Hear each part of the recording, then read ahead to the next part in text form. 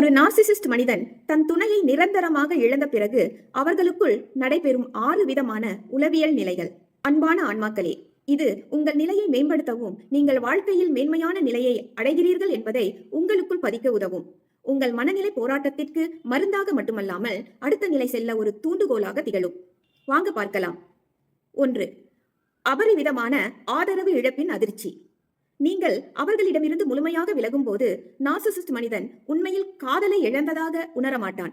அவன் அனுபவிப்பது உடனடி வீழ்ச்சி. அது ஒரு வாஞ்சையால் ஏற்படும் நிலை போன்றது. நீங்கள் அவர்களுடைய உணவு பெட்ரோல் போல செயலாற்றினீர்கள்.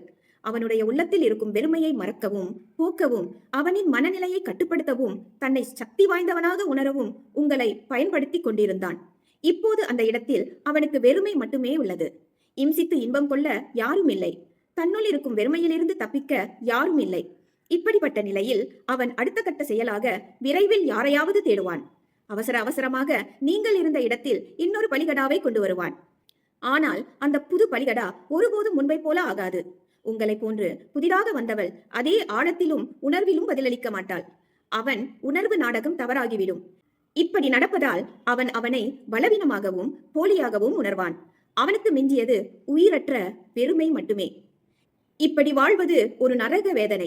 நீங்கள் உங்கள் வாழ்க்கையில் தன்னிலை அறிந்து இறைவனை உணரும் பாதையில் பயணிக்கும் போது அவன் தன் வாழ்க்கையை தன்னைத்தானே இம்சித்து அவன் ஜீவனை அழித்துக் கொண்டிருப்பான்.